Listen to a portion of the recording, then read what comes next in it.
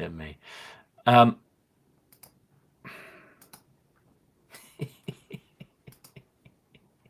Okay, it's just coming. I've had a fun morning with a project kickoff call right before this, so my brain is a little bit slower than normal. Okay, I've got the right deck here. I'm just going to share my screen. So this is how you know it's actually happening live, isn't it?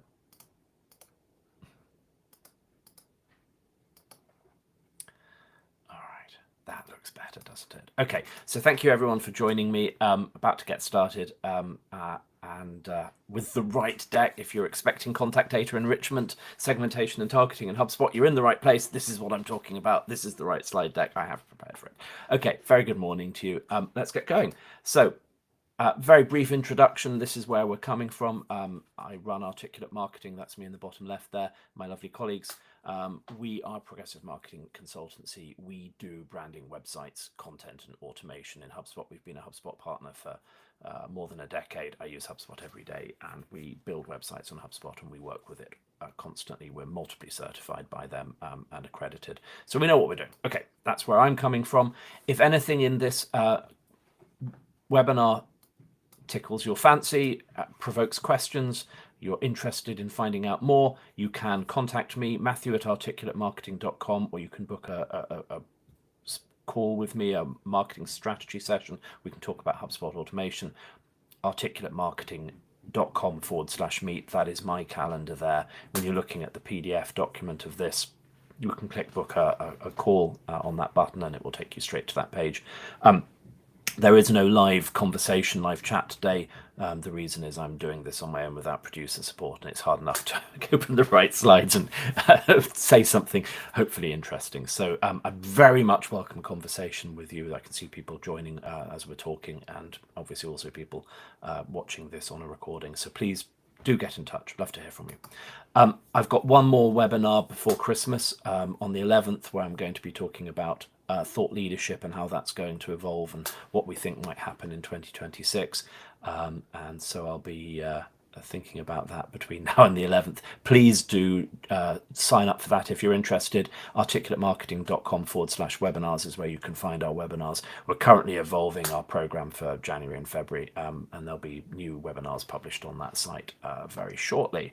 Okay, so I want to start today's webinar with the thought that what I'm going to talk about is what we are doing for Articulate ourselves. We drink our own champagne. I think that's a better expression than eating your own dog food, don't you? So we're trying to drink our own champagne, but it started from a place of pain. I'm a business owner. We have the challenges that many of our clients face. We want business, we want clients, we want the right clients, we want to fill the funnels. We have limited resources, all the things perhaps that you watching this face in your businesses and with your work, we also face. And we had at the beginning of this year some really quite profound revelations, I suppose, that were probably the realization of some longer standing trends. The first one is we had tried to make outbound sales work for the best part of 3 or 4 years with a rotating cast of BDRs and sales consultants, sales executives, and so on. And while we had some really nice, good people, and our current head of sales is fantastic, and no slight on them, what we found was that trying to talk to people at the moment when they had a branding, a website, a content, or a HubSpot project ready to go meant that you had to be perfect in your timing, and you had to talk to a lot of people. You had to kiss a lot of frogs. And it was a very, very high intensity thing to try and make it work. And we tried. We had a team of 3 BDRs at one point with a manager. We had tried email agencies. We had tried telesales agencies. We did all the kinds of things that our clients do. And we came to the realization sort of beginning of this year that was not working. It did not work. It wasn't a case of doing a different methodology or trying different people or trying a different... It was like trying to stop an arrow shower by shooting the arrows instead of trying to shoot the archer. And it didn't work. Second thing, over the past 4 or 5 years, Google took away most of our organic traffic. I think largely it was Google algorithm changes. It was also, canyonfuls of content from everybody else in the world. So 10, 15 years ago, when I started talking about blogs and I started my own first blog in 2006, I was getting 40, 50,000 sessions a month to my little blog, and I was getting offers of book contracts and things. Now everybody and their dog has a blog. And that technique that we relied on of inbound traffic stopped working in the traditional sense of, just SEO. We went from 70 odd thousand sessions a month to some fraction of that. And so that wasn't working either. Doesn't mean that SEO doesn't work, but it's changed. And because of the economic climate and the ongoing sort of perma crisis, we felt like, so this is a live recording. So Mirella, I'm doing a webinar right now. My wife has returned. Okay, so we found that clients were increasingly difficult to sell to. There's a lot of delay, dither, and indecision, and the sales cycle was getting longer. More people were being involved. So we were facing these issues, and we went back to what we knew, which is brand strategy, positioning, website conversion rate optimization, thought leadership content, and HubSpot, automation and AI. And what can we do to change that situation? How do we get high quality leads, build relationships with people so that we can fill our sales pipeline?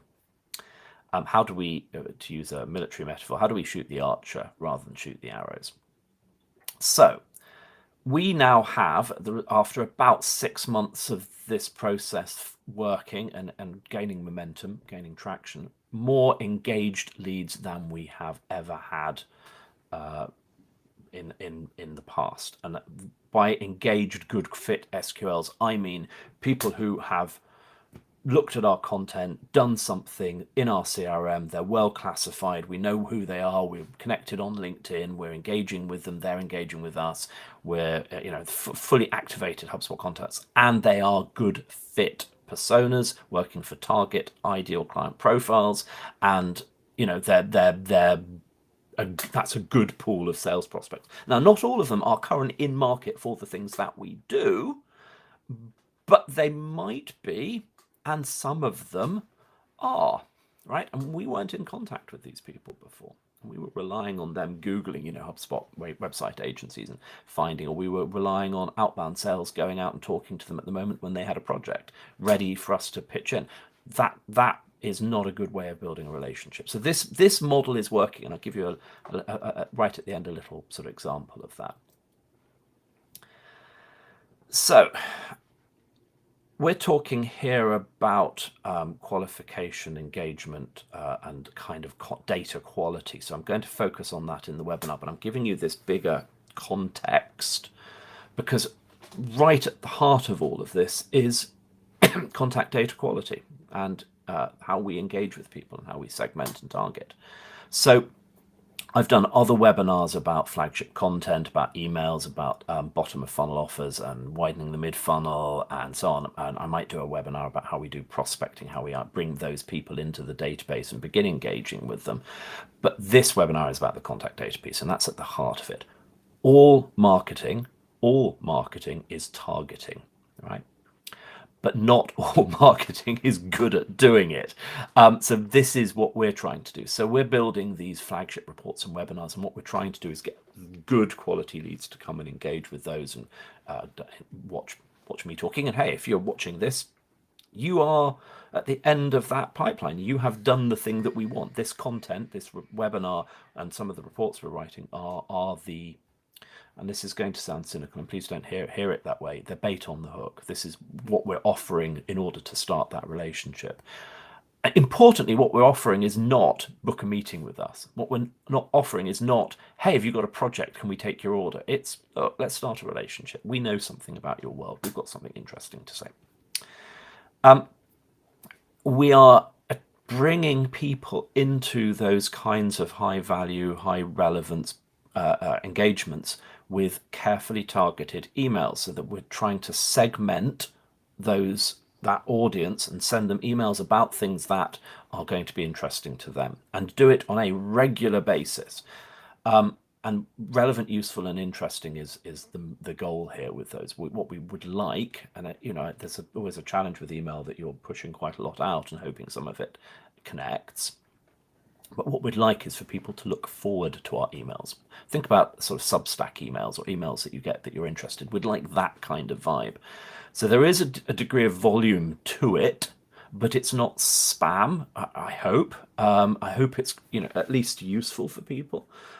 We make it very, very easy for people to unsubscribe and respect that carefully.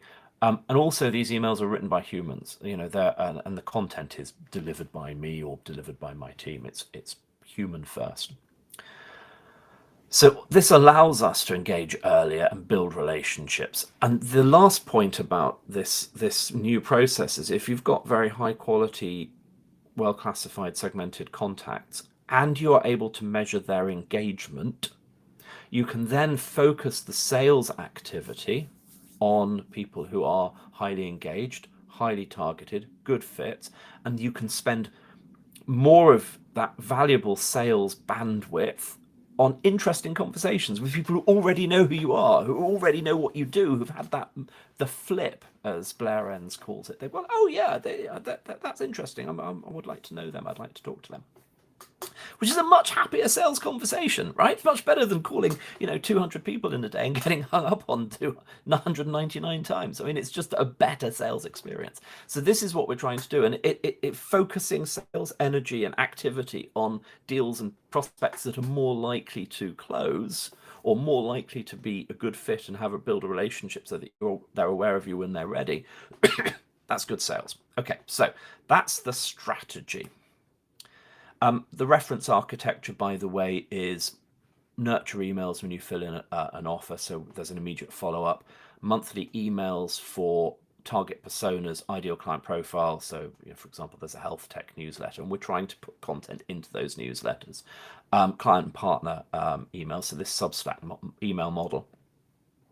When we have a new webinar coming, or when we have a new piece of flagship content like the 300 best websites in sustainability, we're sending out launch emails, and we're hoping we're sending those to the right people, marketing leaders or business leaders in particular sectors. There's a blog subscription web newsletter for people who sign up for that. So when we publish new blog content, and this weekly webinar that I'm doing, and flagship reports, and so on and so on and so on. So there's quite a lot of content behind this, but it's all now focused on the mid and bottom funnel, rather than SEO, trying to get people, sort of random drive-by people from Google. It's focused and targeted. So that's our sort of strategy. And I'm not saying it's easy to do all of this. I have a marketing agency. I've got brilliantly talented marketers, designers, website builders who can help make this happen, and I'm very happy sitting in front of a camera talking, so this is fine. But doing this is probably no harder, and in my opinion easier, especially if you hire experts like Articulate, no harder than hiring a bunch of BDRs and having them beat their heads against the desk, phoning people all day, every day. In some ways, it's also a nicer way of engaging, I think. Okay, so how does this affect our contact data? This is an interesting thing. When I was putting these slides together yesterday and reflecting on our experience, and I'm going to tell you how we did this, because that's what you turned up for. The number of contacts in our database has declined dramatically. It's in the tens of thousands, but it's about 30% fewer. So we've deleted over 10,000 contacts from our database. We've purged them. Unreachable, unsubscribed, disengaged, wrong fit, just why are we bothering these people? It's just annoying for them. And it kind of makes us look like a spammer if we send out emails to a bunch of people who aren't there to deliver them. And if you think about a list of contacts in any database, 10 to 20% of them are going to change over the year. They're going to change jobs, they're going to retire, they're going to go parental leave, something like that. So that, you know, that database, although we had a lot of contacts, we were sitting there with this vanity metric. Oh, we've got these tens of thousands of contacts. Most of them, not most of them, 30% of them at least, complete rubbish. Just get rid of them. So that's one part of it, is purging out. Second thing is around prospecting in new contacts, and there are tools and mechanisms for doing that. This is not the subject of this webinar. If you imagine, we started off with, you know, this many contacts, we got rid of about a third of them, and actually we got rid of more than a third of them, because what's left, about 25% of what's left, is new. They're new people that we've brought in over 6 months or so. And also, but there's a steady stream of inbound contacts. We get a few hundred a month coming through our website. So that,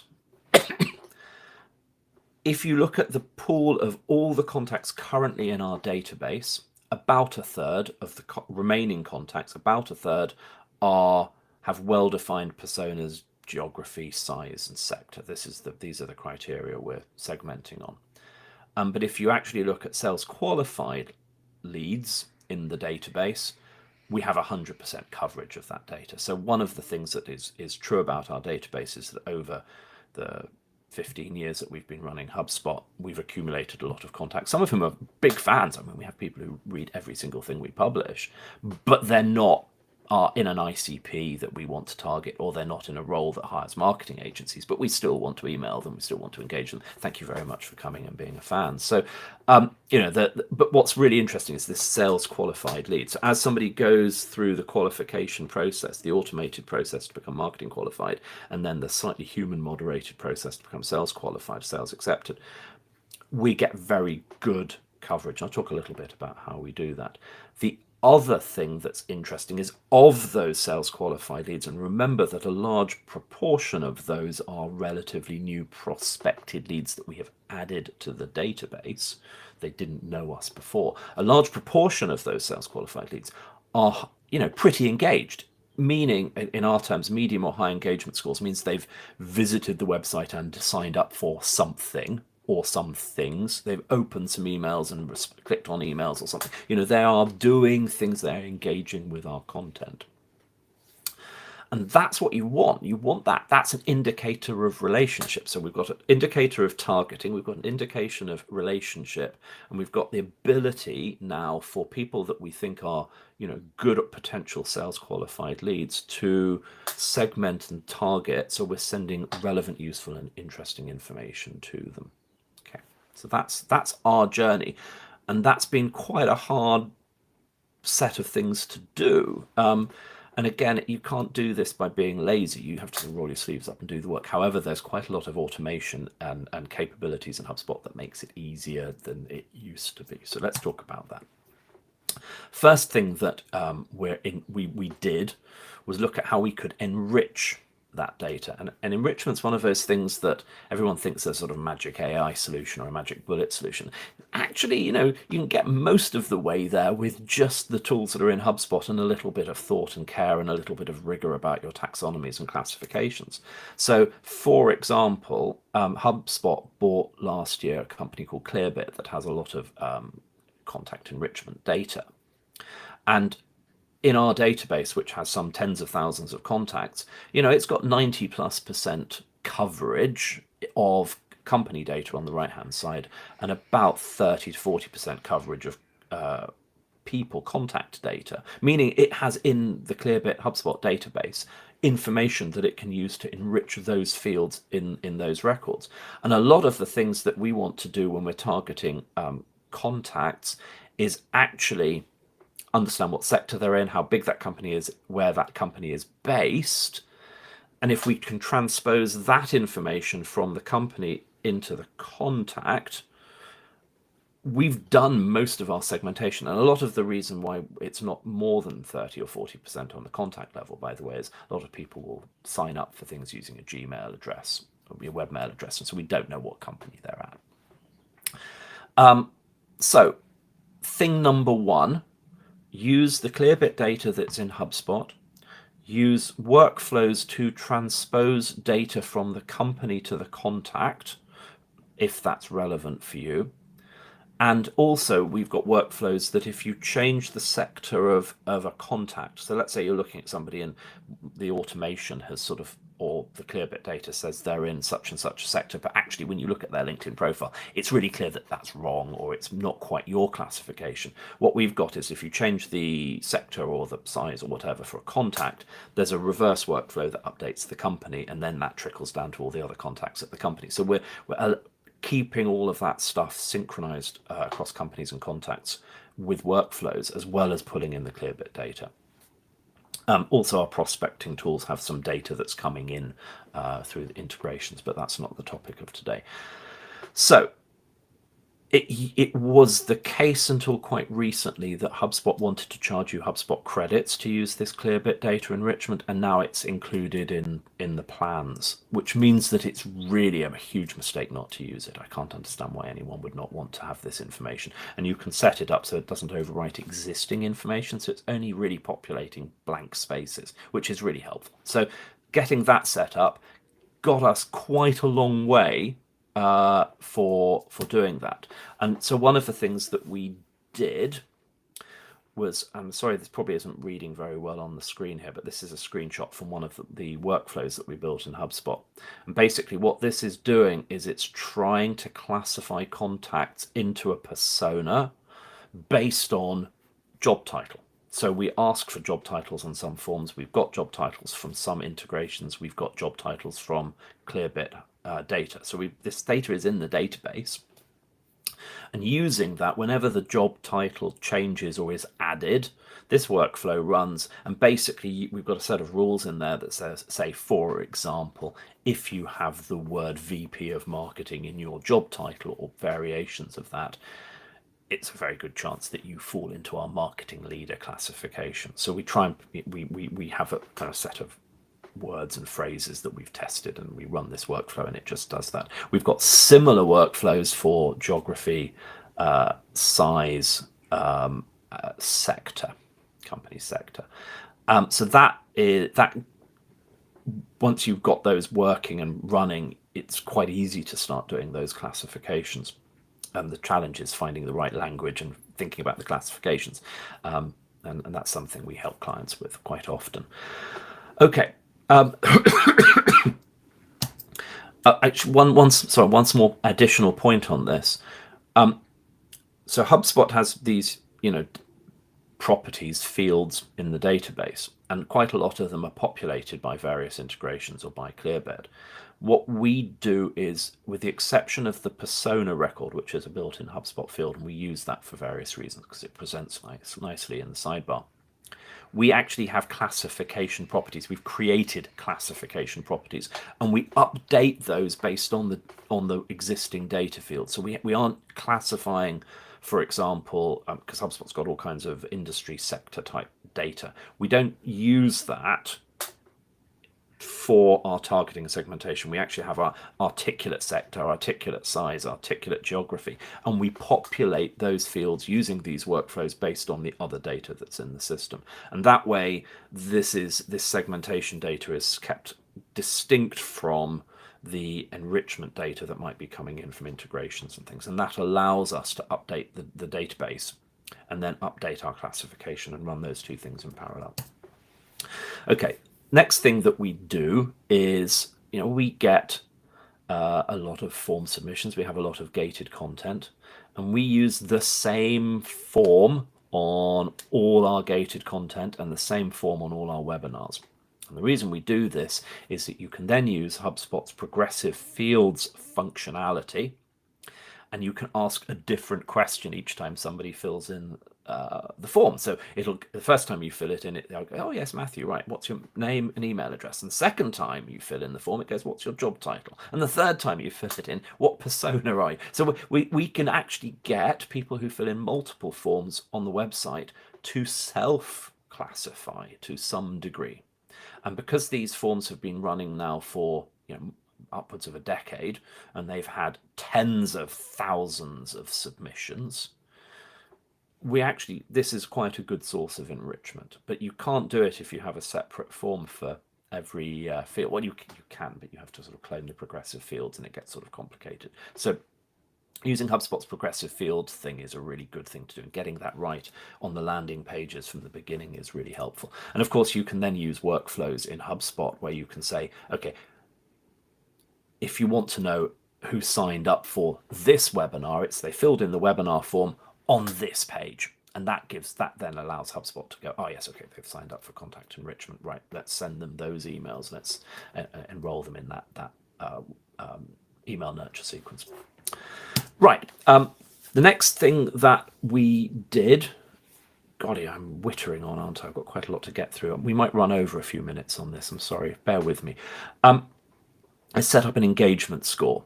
So lead scoring is something that clients really like, but they think it's going to be a magic wand that's going to solve their problems. And it's actually always been a little bit difficult to calculate and implement using the old HubSpot scores.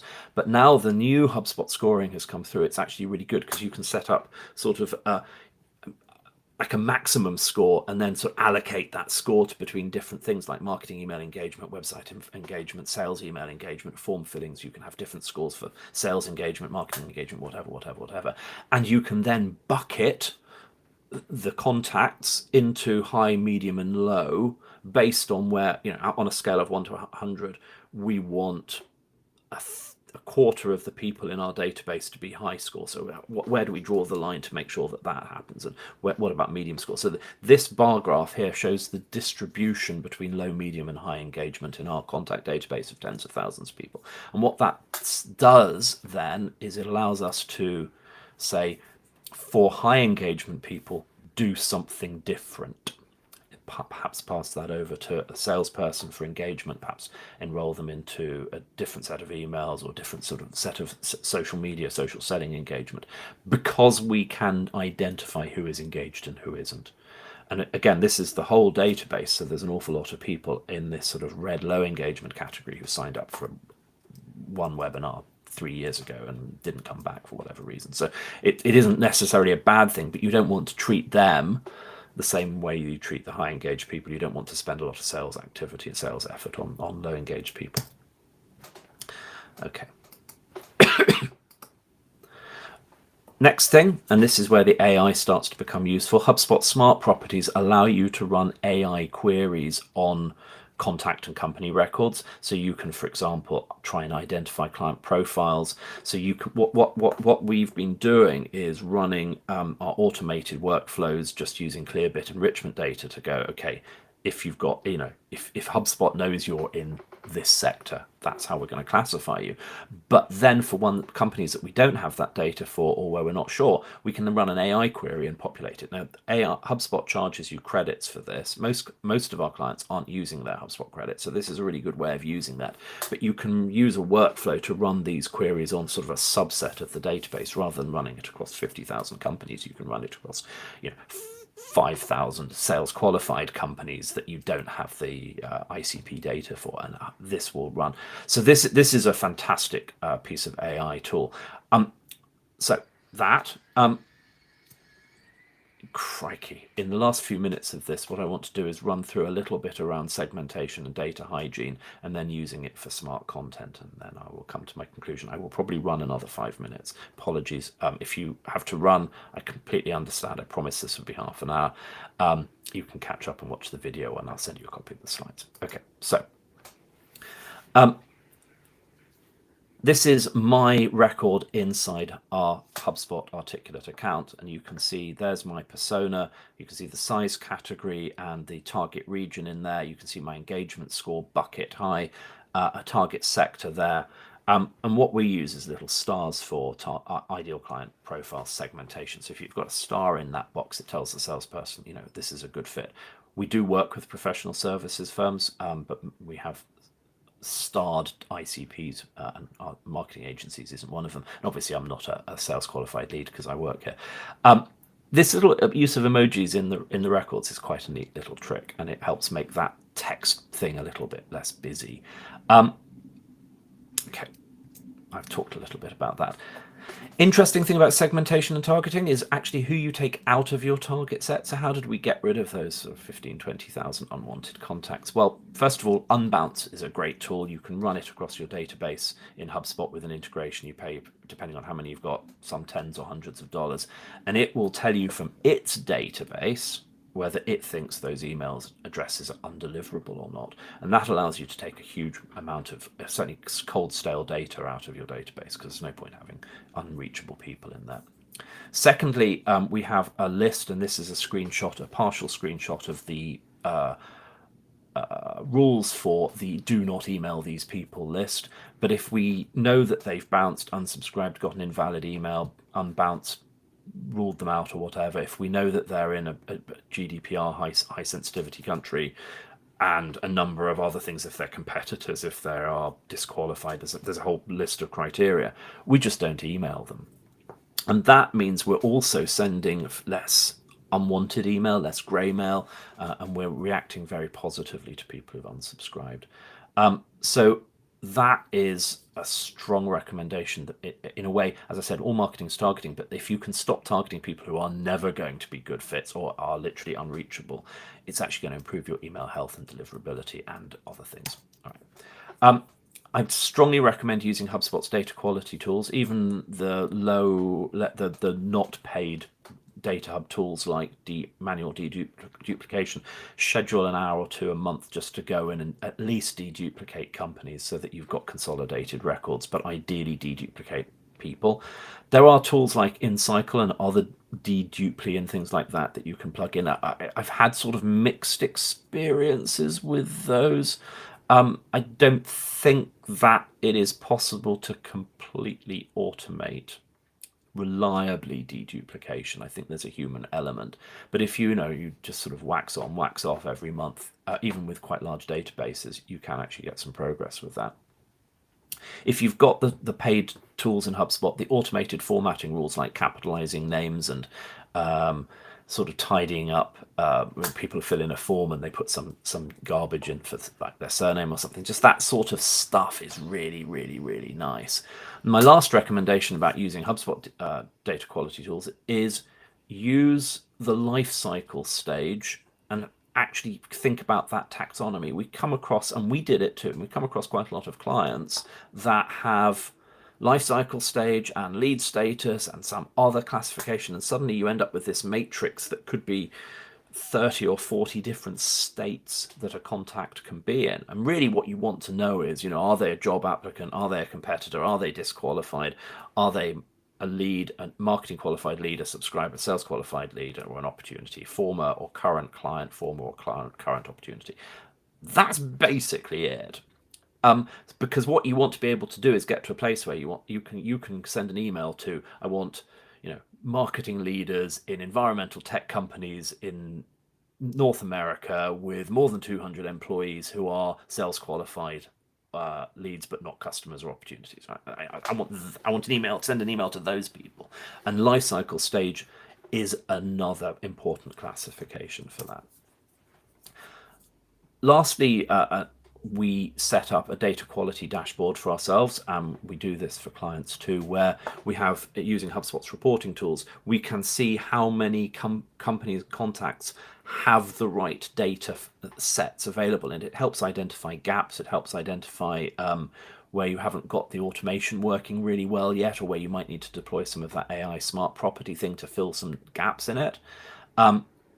And it's really, if you build the report nicely, you can do it where you can have a quick filter where it starts off with the entire contact or company population, and then you can filter it by life cycle stage and progressively refine it. And obviously you want to pay more attention to MQLs and SQLs. And because you can't automate absolutely everything, the human element is also quite important. So when you get a reasonably well qualified contact, our process then gives that into the sales team to just go and look at the LinkedIn profile and validate and check. So we actually have we pay more attention to that, but we're not asking people to validate and update tens of thousands of records, because that's a hard job. It's dozens a month, maybe hundreds a month, not many thousands, and that's a reasonable task to ask salespeople to do. Okay, so lastly, how do you deploy that? Well, Obviously, email targeting, and that's the primary use for us, and sales activation, sales lead handover. But you can also, with a HubSpot website, use that to drive website personalization. So you can, for example, if you know somebody is, with Causeway, our client, for example, a large construction company employee, we can adjust these little buttons here to show content that's more relevant to them. We can start filtering the resources hub that show content out of Causeway's sort of 500 plus content library, content library. We can show them the relevant, interesting stuff. That's a really nice thing to do. You can also do homepage banners and differentiate between customers and non-customers, or sales, opportunities or non-opportunities, or a different ICP banner. That's really cool. And we've got, for clients, we've built menus that have different menu options. If it knows you're a customer, it shows you a login, whereas if you're not a customer, it shows you a free trial button, that sort of stuff. We've also built for people case study tombstones, where if you are in North America, it shows you North American companies. If you're in Europe, it shows you European companies. In the UK case studies, and that's quite nice as well, because it's sort of relevance.